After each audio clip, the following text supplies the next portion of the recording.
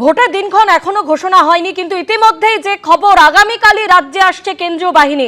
এর আগে আপনারা জানেন যে এই কেন্দ্রীয় বাহিনী মোতায়েন নিয়েই পুলিশ প্রশাসনের সঙ্গে নির্বাচন কমিশনের বৈঠক হয় এবং 1 মার্চের মধ্যে 280 কোম্পানি কেন্দ্রীয় বাহিনী আসার কথা ছিল এবং পরবর্তী যে ধাপ অর্থাৎ আরও 280 কোম্পানি আগামী 10 তারিখের মধ্যে আসার কথা ছিল। আর ইতিমধ্যেই যে খবর আগামীকালই রাজ্যে আসছে কেন্দ্রীয় বাহিনী। আরও বিস্তারিত জানতে কথা বলবো আমাদের প্রতিনিধি রুমা পালের সঙ্গে। রুমা, পূর্ব ঘোষণা মতো যেটা জানা গিয়েছিল যে 1 মার্চের মধ্যেই 280 কোম্পানি কেন্দ্রীয় বাহিনী রাজ্যের আসার কথা ছিল, এখনো পর্যন্ত যে খবর যে পূর্ব মেদিনীপুরে সবচেয়ে বেশি 14 কোম্পানি কেন্দ্রীয় বাহিনী থাকছে, ঠিক কি জানতে পারছো তুমি? দেখো, জানিয়ে রাখি যে কালকেই কিন্তু বৈঠক হয়েছিল যে কেন্দ্রীয় বাহিনী নিয়ে। সেক্ষেত্রে জানা যাচ্ছে যে কালকে কেন্দ্রীয় বাহিনী এলেও পরশুদিনের মধ্যে এসে পৌঁছানো সম্ভব হবে, এমনটাই কিন্তু জানা যাচ্ছে কমিশন সূত্রে। অন্যদিকে জানিয়ে রাখি যে কোথায় কোথায় কেন্দ্রীয় বাহিনী কত কোম্পানি আসছে, কারণ প্রাথমিক পর্যায়ে কিন্তু 240 কোম্পানি কেন্দ্রীয় বাহিনী আসছে, সেটা কিন্তু 1 তারিখের আগেই চলে আসছে। এবং যেহেতু 28 তারিখে কিন্তু ফাইনাল ভোটার লিস্ট, এবং সেই ক্ষেত্রে কিন্তু বোঝা যাচ্ছে যে কেন্দ্রীয় বাহিনী কিন্তু রাজ্যে থাকবে।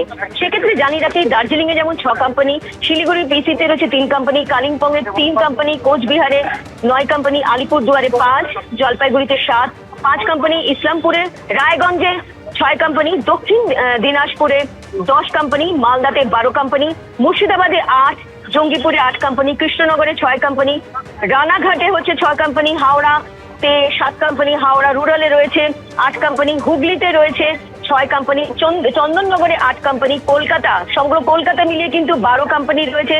এবং তার সঙ্গে এটাও ঠিক বারাসাত রয়েছে 6 কোম্পানি, বনগাঁতে 4, বসিরহাটে 7, ব্যারাকপুরে 9 কোম্পানি, 4 কোম্পানি হচ্ছে বিধাননগর, বারুইপুর যেটা 5 কোম্পানি, ডায়মন্ড হারবার 6 কোম্পানি, সুন্দরবনে 4 কোম্পানি, পূর্ব মেদিনীপুর 14 কোম্পানি কেন্দ্রীয় বাহিনী, পূর্ব বর্ধমান 8 কোম্পানি, আসানসোল দুর্গাপুর পুলিশ কমিশনারের যেটা এডিবিসি সেটা 7 কোম্পানি, এবং পশ্চিম Medinipur 7 company, Jhargram 5, Bankura 7 company, Purulia 5 company এবং বীরভূম 7 কোম্পানি। অর্থাৎ দেখা যাচ্ছে যে প্রাথমিক পর্যায়ে যে 240 কোম্পানি কেন্দ্রীয় বাহিনী 1 তারিখের আগে আসার কথা ছিল, সেটা কিন্তু আসতে চলেছে। এমনটা জানা যাচ্ছে যে কালকে তারা এই রাজ্য উদ্দেশ্যে রওনা দিল, পরশু দিনের মধ্যে সেটা পৌঁছে যাবে, এমনটা কিন্তু জানা যাচ্ছে কমিশন সূত্রে। তবে এটাও ঠিক যে এই প্রাথমিক পর্যায়ে যে কোম্পানি কেন্দ্রীয় বাহিনী আসছে, সেটা কমিশনের বক্তব্য যে এরিয়া ডমিনেশন যেমন থাকবে, তার সঙ্গে কনফিডেন্স বিল্ড আপ হবে, এবং এটাও ঠিক যে ভোটের সময় তো এরা থাকবে। তবে 10 তারিখের মধ্যে আরো 240 কোম্পানি কেন্দ্রীয় বাহিনী আসছে। একদম ভোটের নির্ঘণ্ট প্রকাশের আগে এত সংখ্যায় কেন্দ্রীয় বাহিনী অবশ্যই নজরবিহীন। এর আগেও এসেছে অন্য বিধানসভা বা লোকসভা ভোটের সময় আমরা দেখেছি, কিন্তু এত সংখ্যায় কেন্দ্রীয় বাহিনী আসেনি।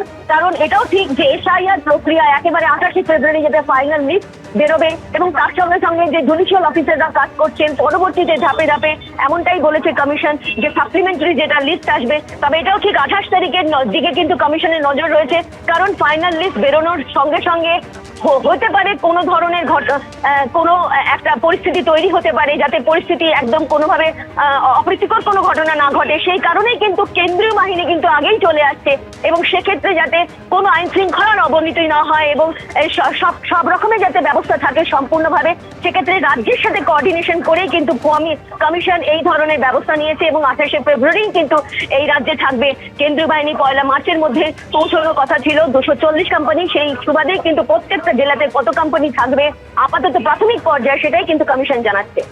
রুমা, তুমি আমাদের সঙ্গে থাকো। যে খবরের দিকে আমাদের নজর রয়েছে, আগামীকালই রাজ্যে আসছে কেন্দ্রীয় বাহিনী। ভোট ঘোষণার আগেই রাজ্যে আসছে কেন্দ্রীয় বাহিনী। আপাতত 240 কোম্পানি কেন্দ্রীয় বাহিনী এ রাজ্যে আসছে, এবং পূর্ব ঘোষণা মতো যে মোট 480 কোম্পানি কেন্দ্রীয় বাহিনী, তার মধ্যে 240 কোম্পানি এরই মধ্যে আসছে। অর্থাৎ আগামীকাল তারা রওনা দেবেন এই কেন্দ্রীয় বাহিনী, তারা শনিবারের মধ্যে রাজ্যে এসে পৌঁছবেন, এমনটাই জানা যাচ্ছে। এখনো পর্যন্ত যে খবর, পূর্ব মেদিনীপুরে সবচেয়ে বেশি সংখ্যক কেন্দ্রীয় বাহিনী মোতায়েন করা হচ্ছে। আবার আমরা কথা বলবো আমাদের প্রতিনিধি রুমা পালের সঙ্গে। রুমা, তুমি যে কথা বলছিলে যে এর আগেও আমরা একাধিক নির্বাচন দিয়ে দেখেছি, কিন্তু এত সংখ্যক কেন্দ্রীয় বাহিনী মোতায়েন এর আগে কখনো দেখা যায়নি। সেটা আমি আরো একবার বলে দিই, ভোট ঘোষণার আগেই যেটা এত সংখ্যায় 240 কোম্পানি কেন্দ্রীয় বাহিনী আসছে, এবং তারপর 10 মার্চের মধ্যে আরো 240 আসবে।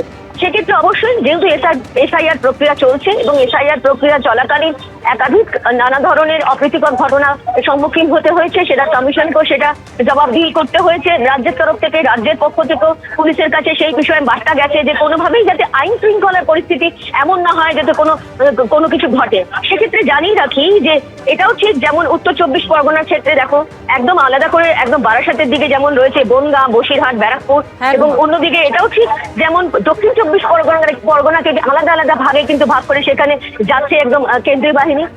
অর্থাৎ কমিশন চাইছে যে সুষ্ঠুভাবে যাতে ভোটার লিস্ট বেরোক এবং সেক্ষেত্রে কোনো আইন শৃঙ্খলার যাতে অবনতি না হোক।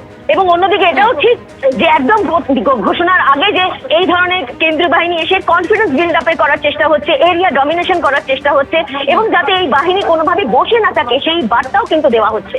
ধন্যবাদ রুমা। এবিপি আনন্দ, এগিয়ে থাকে, এগিয়ে রাখে।